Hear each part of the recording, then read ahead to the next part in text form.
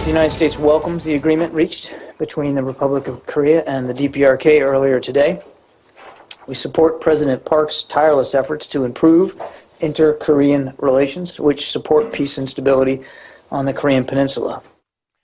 If there is one leader anywhere in the world that is the first one people would think of when it comes to being a complete madman and pushing the nuclear button in a moment of peak or because his dry cleaning didn't turn out right, it would be Kim Jong-un, no doubt. And recent transgressions between North and South Korea had media outlets around the world falling back on that phrase, again, on the brink of war. But let's take a breath and get a grip. What are the real possibilities that this diminutive leader would have the stones to do something so mad? And do we just need to reconcile ourselves to the fact that we will be living with this threat until the day someone takes him out?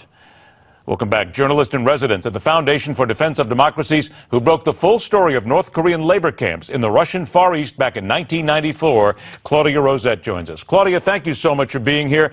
And I wish one of these days that we'd get together and actually talk about a peace that would last.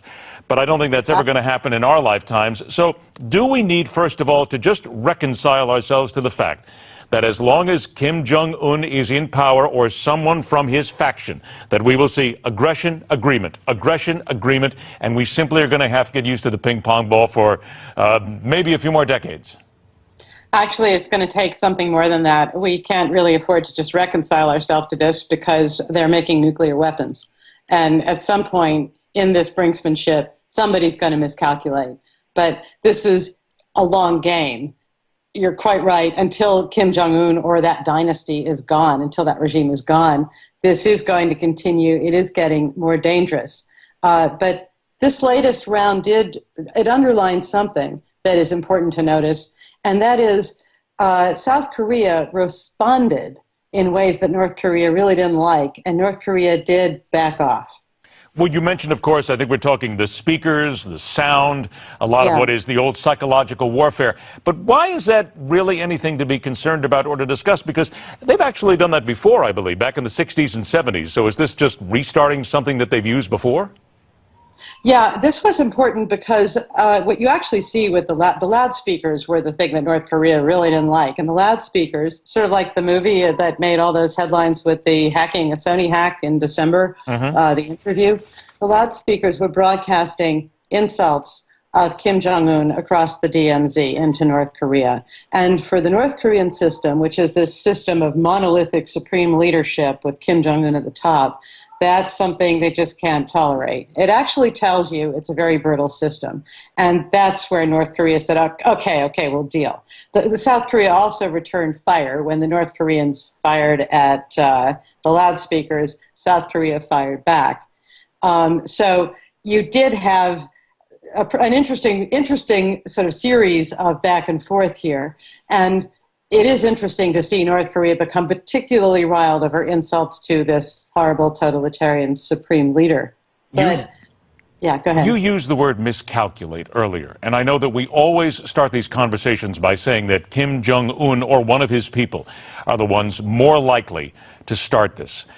But let me back up a minute. Is it fair to say that that miscalculation could come from the South just as easily?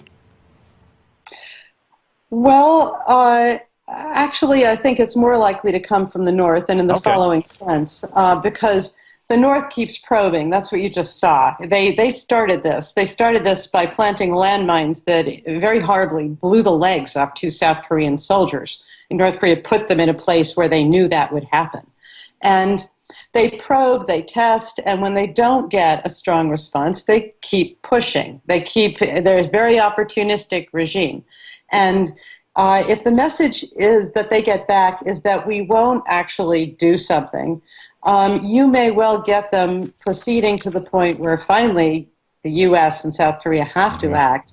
That's how you get a war. In other words, the danger is too much retreat, too much timidity on the U.S. and South Korean side. We didn't see that in this case, but that it has been a problem more broadly with U.S. policy under President Obama. And that is the invitation to much worse things. I got about 45 seconds left. Your article in Forbes entitled The Iran-North Korea Axis of Atomic Weapons. Why don't we hear more about this?